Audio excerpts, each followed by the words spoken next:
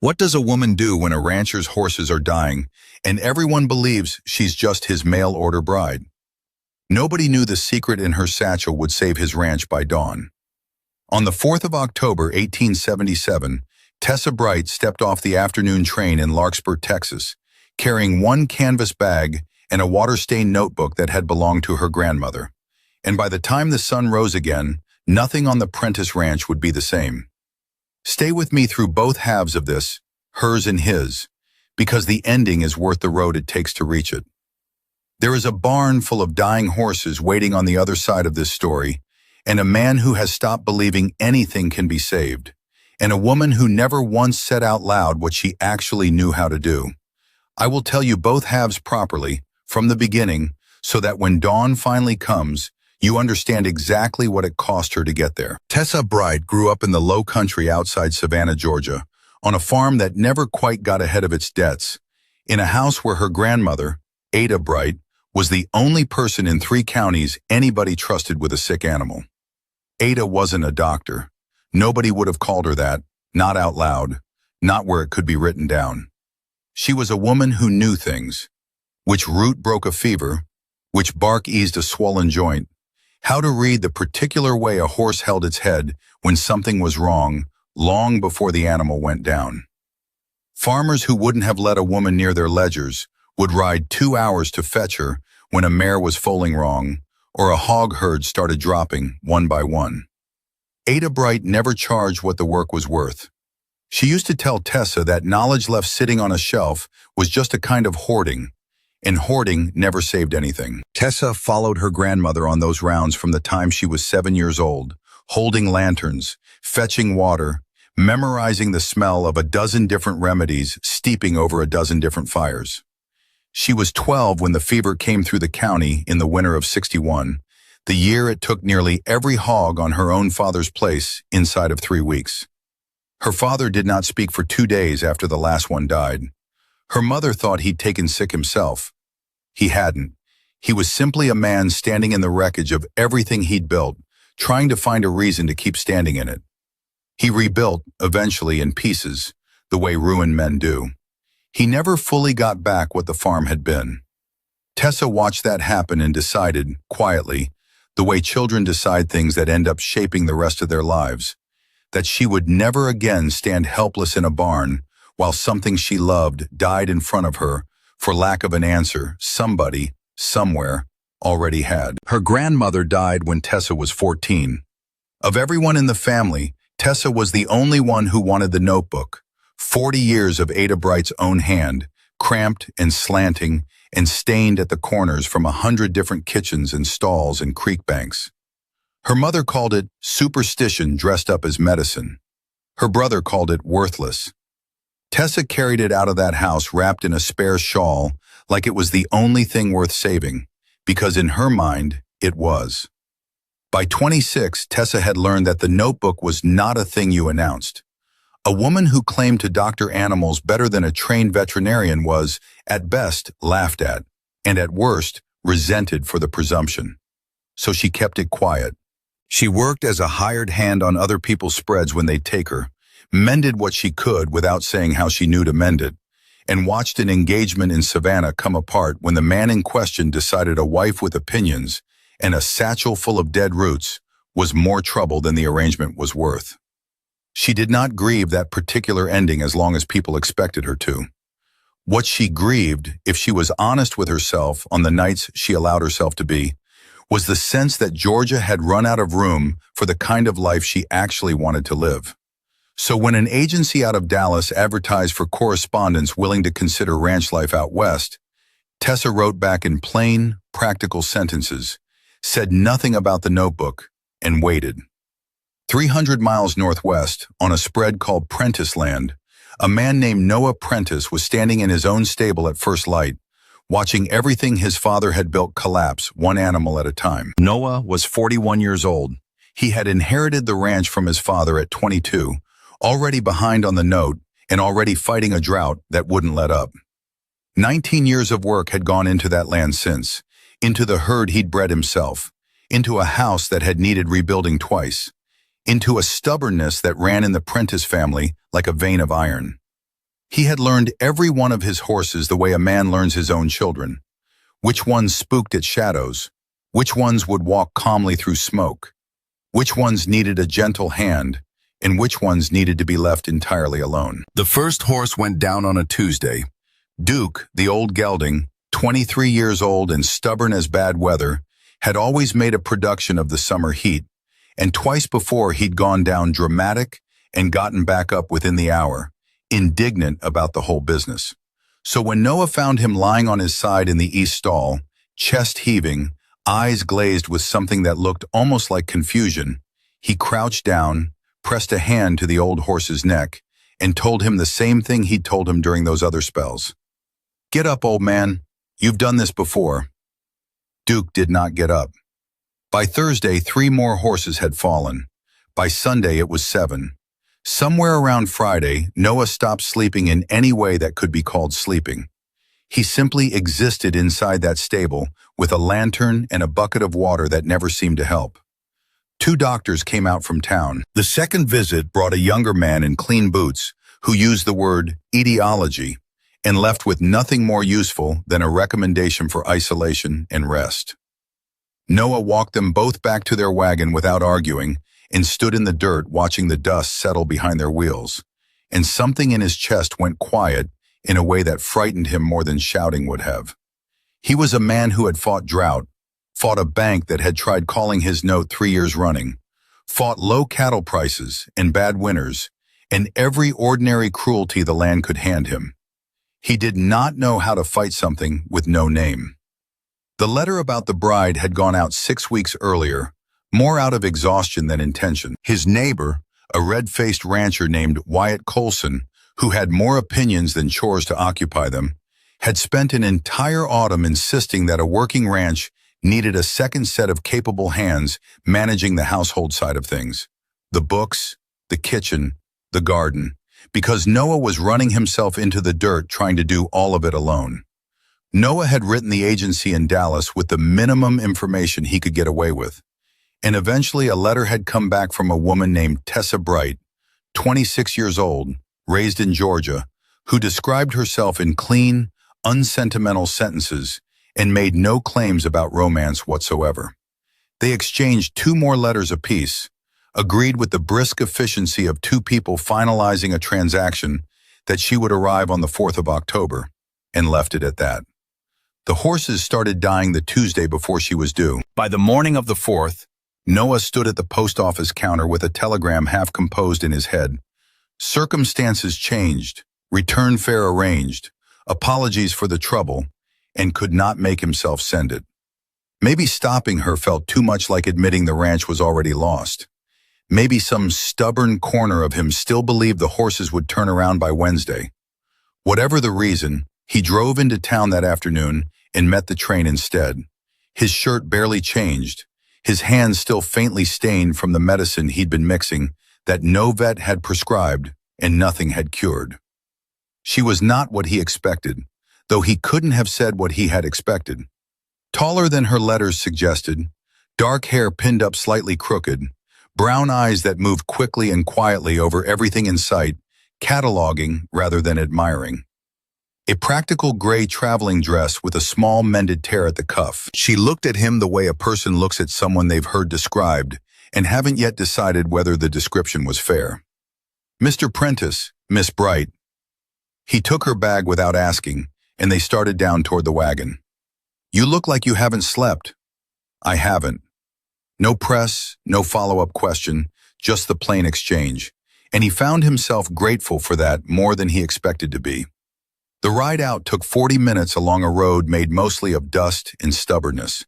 Noah didn't talk much under ordinary circumstances, and these weren't ordinary circumstances, so almost nothing passed between them beyond where the spare room was and where the well sat. Tessa watched the land go by and finally broke the long silence. "What's wrong with the horses?" He glanced at her, surprised. "How did you know something was wrong?" "Your hands. You're holding the reins too tight, and you keep looking toward that stable every time we pass a gap in the fence line. Whatever's in that building is what you're thinking about. Not the road, not me." A pause. "I don't mean that as a criticism." He told her what he knew, which wasn't much. A sickness moving through the herd started the previous Tuesday, 2 doctors out and neither one had an answer. She asked how many total in the herd, how many were down, and went quiet the rest of the drive. But when the stable came into view, old woods sagging at one corner, door standing open because it wasn't worth closing anymore, she watched it the way a person studies a problem, not the way a person grieves one. Dinner was cornbread and cold beans, eaten mostly in a silence that wasn't comfortable exactly, but wasn't painful either. The silence of 2 strangers who hadn't yet found the words for each other and were willing to wait. Afterward, Tessa wanted to know about the horses, what they'd been like before they got sick, their habits, their temperaments, what they grazed on and where. It wasn't the question he expected. Why? Because I may be able to help. He looked at her for a long moment, not unkindly, but with the plain skepticism of a man who'd already watched 2 trained professionals fail. 2 doctors with real medical training couldn't find an answer. You've been here 3 hours. I know. Tell me about them anyway. There was something in the steadiness of her voice, not arrogant, not desperate, just settled, that made him answer. He told her about Duke, 23 and stubborn as hardpan. He told her about River, a young stallion he was particularly proud of. He told her which horses came to the fence when called, and which pretended not to hear.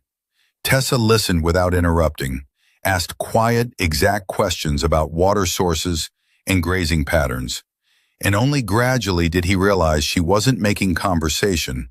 She was building something in her head. She went out before dawn the next morning without waking him, leaving a note in clean, practical handwriting on the kitchen table. Gone to gather what I need. Back before noon. Don't move the horses. He read it twice, not sure whether he felt foolish or something closer to hope, then went back to the stable because that was where he needed to be. Somewhere toward the eastern creek, he could hear footsteps moving through long grass. She was already working before he'd finished being surprised she'd left. She came back at 10:30 with a canvas sack heavy with plants, some wrapped in damp cloth, some loose and fragrant. Her dress soaked to the knee, a fresh scratch along one forearm, a smear of red mud on her cheek she hadn't noticed. She needed the largest pot on the property, open flame, not the stove, and clean well water. He had the fire ring behind the bunkhouse going within 10 minutes. She worked with the notebook open beside her, cross-checking proportions, stripping willow bark into thin curls, measuring chamomile by the loose handful, bruising fresh peppermint between her palms. One plant she measured differently than the rest, pale silver-green leaves, counted out one by one, her lips moving with the count. Her grandmother's name for it was creek sage. It's the important one. Too little does nothing. Too much causes its own kind of trouble. The medicine had to steep 2 hours, then cool, before they could start. Days before real change, not hours. She was plain about that from the beginning. He absorbed it the way a man absorbs news he doesn't want, but understands he has to accept. All right. She chose Duke first, over Noah's protest that the old horse was the frailest of the lot. He's been in contact with whatever's in that creek the longest. If it works on him, it'll work on the others. And if it doesn't, then we'll learn something from that too. It wasn't the reassurance he wanted. It was the truth. And by then he decided he preferred that to comfortable lies. Duke fought the first dose the way only a stubborn old gelding could, turning his head away with the particular contempt of an animal who'd earned the right to his own opinions. Does he respond to anything? Singing, maybe. My mother used to sing to him when he was young. She looked at the horse, looked back at Noah, and without further comment started in on an old Georgia hymn, low and unpolished and entirely without performance to it. Duke's ear turned toward her voice. His head lowered. He took the rest of the dose without a fight. Noah realized, standing at the stall rail, that he'd been holding his breath. They treated 4 horses that first day, then fell into a rhythm over the days that followed. Morning dose, evening dose, Tessa moving stall to stall with the quiet efficiency of someone who had finally found her footing. Noah lifting and holding and taking direction from a woman he barely knew without the resistance he expected to feel in himself, because she gave direction the way a person gives it when they respect who they're directing. That evening on the back porch, with the fire ring gone cold and the sky fading orange at the horizon, Noah wanted to know, outright, whether she actually thought this was going to work. She didn't answer right away, and he appreciated that. I think it has the best chance of anything available to us. That's not the same as being certain. No, it's not. He told her about Wren, the young mare he'd lost the week before her arrival, the best horse he'd ever bred, delivered with his own hands 3 years earlier. It probably sounds foolish to somebody who never knew her. It doesn't, and something in the plainness of that landed harder than sympathy would have. Her turn came next. The winter the hogs died, her father who didn't speak for 2 days, a life in Georgia that had simply run out of room for what she wanted it to become. A mockingbird called somewhere in the oaks, 3 notes in a variation. Neither of them needed to add much else. Some quiet doesn't need filling. Word travels fast on a working ranch with too few neighbors and too much time to talk. Wyatt Colson rode up Thursday morning with the particular energy of a man carrying news he was eager to deliver. Took one look at the drying herbs strung along the fence rail and the stained pot behind the bunkhouse, and demanded to know what exactly was going on. Doc had said the whole herd might be lost. What's changed? 3 horses stood up yesterday. Colson's mouth worked for a moment before he managed a reply that wasn't quite an apology and wasn't quite a compliment either. Something about how a man ought to still call in a proper doctor. Thank you for coming by, a dismissal delivered without hostility, which somehow made it harder to argue with. His wife, Della Colson, arrived the following Saturday with a sick calf in the back of her wagon and the expression of a woman embarrassed to need help, but out of every other option. Wyatt doesn't know I'm here, established before anything else. Tessa examined the calf without comment, asked whether it grazed near the creek, adjusted the proportions for its age and size, and had it sitting up by noon. Della stayed most of the morning asking careful, specific questions, and by the time she drove her wagon back down the entrance road, she paused at the gate and lifted a hand that was closer to a salute than a wave. It was the first sign, small as it was, that the doubt in Larkspur had started, slowly, to turn. There was one debt hanging over the ranch that the sickness hadn't caused and the medicine couldn't touch. Prentiss land carried a note held by the Larkspur Bank, and a banker named Sutter Graves had been watching that note for 3 years, the way a buzzard watches a wounded animal, waiting for the moment the collateral looked shakier than the debt. Graves rode out the second week of treatment, uninvited, in a clean black coat entirely wrong for ranch dust, and stood at the fence looking at the herbs drying on the rail and the horses still down in their stalls with an expression that wasn't quite concern. I've heard the herd's taken a bad turn. The bank has an interest in knowing the collateral on that note remains sound, Mr. Prentiss. Noah met him at the gate rather than let him walk further onto the property. The herd is recovering. Recovering isn't the same as recovered. I'll need to see proof before the note comes due at the end of the month, or the bank will have no choice but to call it early and protect its position. Graves looked past Noah toward Tessa, who stood in the stable doorway with the notebook under one arm, and something in his face suggested he did not believe kitchen remedies constituted proof of anything. I'll be back, and he rode off the way men like that always do, unhurried, certain the outcome already belonged to them. Noah didn't sleep well that night, and it wasn't only the horses keeping him awake. A note called early meant the bank took the land, whether the herd lived or not. Tessa found him on the porch near midnight and didn't ask what was wrong, only sat down beside him and waited until he was ready to get to it himself. Graves, the note, 19 years of work that could still be undone by a man in a clean coat with a calendar. He laid it all out. A quiet moment. Then, let's give him proof he can't argue with. We finish what we started, and we do it before he has any excuse to say otherwise. The storm came without much warning on the 11th night. Texas summer didn't always give warnings. The sky had been clear at supper and was torn open by midnight, thunder rattling the window in its frame, and Noah was already reaching for his boots when Tessa's door opened. She was dressed, satchel over her shoulder. "The stable roof," she said. She'd been on the ranch 11 days and already knew which parts of it were fragile. It was worse than either of them expected. Rain came in sideways, the temperature dropping 15 degrees in an hour. And when the lightning finally lit the yard, Noah saw the north end of the stable roof torn open to the sky, rain pouring straight down into the stalls below. Duke's stall. River's stall. He was running before the thunder faded. Duke was convulsing. The old horse was on his side, shaking in long, violent shudders, rain pooling ice cold in the straw around him. Tessa was already on her knees beside him. "We have to move him, now." "You can't move a convulsing horse." Noah barely got the words out. "He's convulsing because he's freezing. The cold's undone 4 days of stability in 10 minutes. If he stays under that hole, he dies tonight. I need you to help me move him." What followed was 20 minutes Noah would never fully describe to anyone afterward.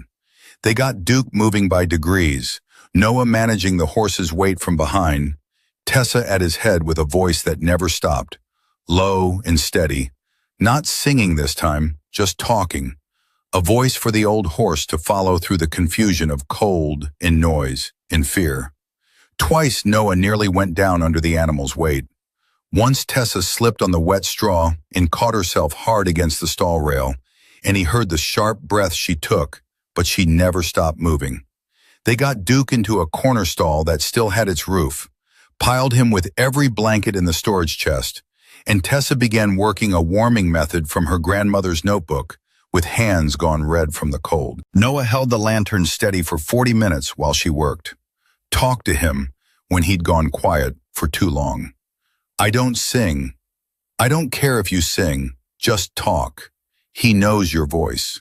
So Noah crouched in the wet straw and informed a 23-year-old gelding that he was being incredibly difficult, that he'd never once in 23 years made a single thing easy, and that he was not, under any circumstances, permitted to die in a flood. It was undignified, and he was better than that. Duke's ear moved, just barely, toward the sound of his voice. Around 2 in the morning the shaking stopped, not gradually but like a tide going out, tremor by tremor until there was simply nothing left. His breathing slowed into something sustainable. Tessa sat back on her heels and let out a breath she seemed to have been holding for a very long time. His temperature's coming up, tired in a way Noah hadn't heard from her before, slowly, but the right direction. By morning the storm had passed, the sky washed clean and indifferent, and word of the night's damage had already started traveling the way word does in a place with too few neighbors. Sutter Graves arrived at midday, 3 days ahead of his own deadline, expecting, Noah suspected, to find a ranch too broken to argue with him. Instead, he found Duke on his feet in the yard, favoring one side but upright and eating, River grazing in the near pasture with 2 of the mares, and Wyatt Colson's wagon already at the gate, because Wyatt had ridden out at first light to see the damage for himself and stayed to help patch the roof. Graves stood at the fence with his ledger under one arm and took in the horses standing where, by every account he'd received, there should have been a dying herd. Tessa walked out to meet him with her grandmother's notebook, open to the pages of careful notes she'd kept every single day. Dates, doses, temperatures, which animals had turned and when. "This is the record, handed over without ceremony. 11 horses were down, 9 are standing. The 10th is recovering.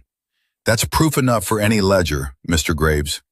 Wyatt Colson, standing at the fence with mud still on his boots from the night's repair, backed it up plainly. He'd seen it himself, every day of it, and would swear to it for anyone who asked.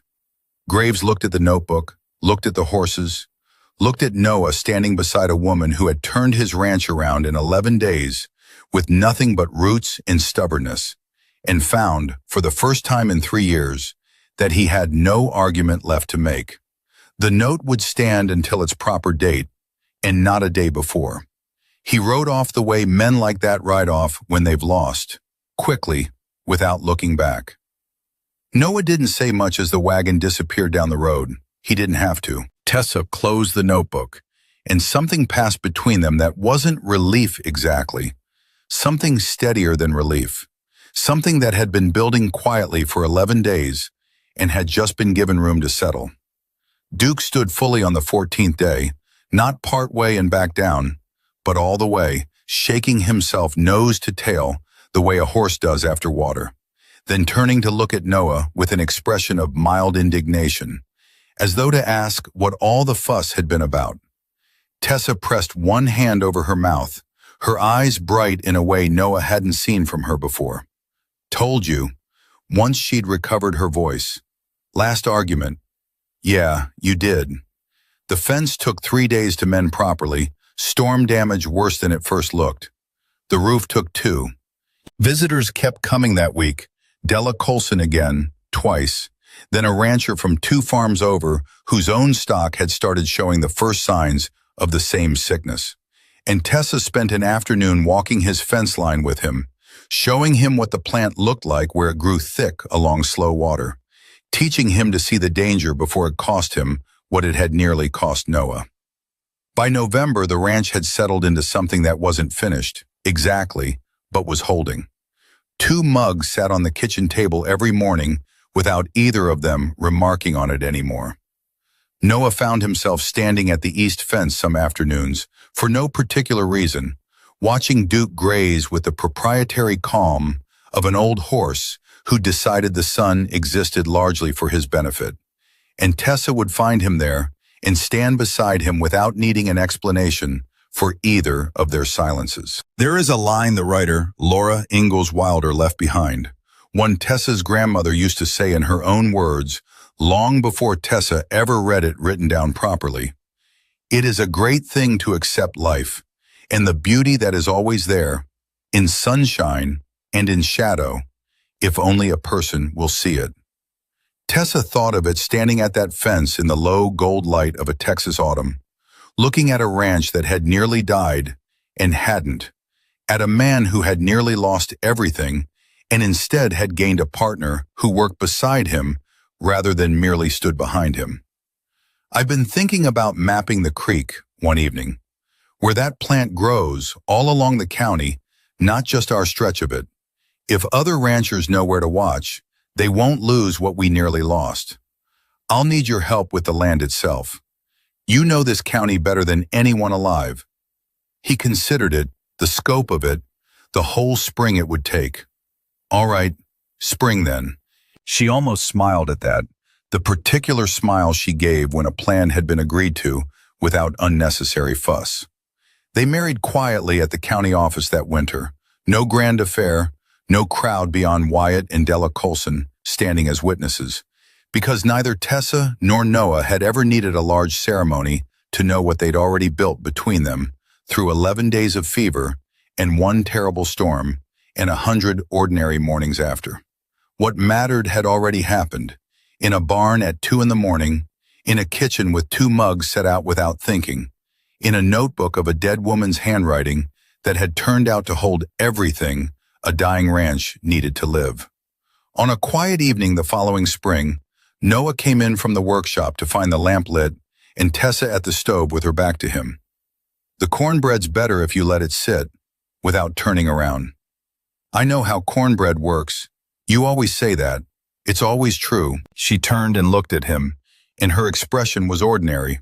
A woman in her own kitchen at the end of a working day, tired, practical, entirely herself, not a picture of anything, just real. He sat down at his side of the table, and the 2 mugs were where they always were.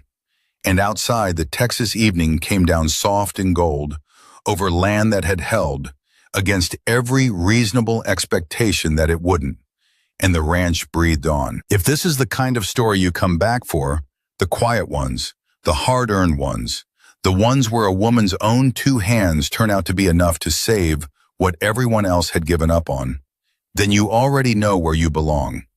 This is Cowgirl Chronicles, And every story we tell here is complete from first hoofbeat to last, so you never have to wonder how it ends.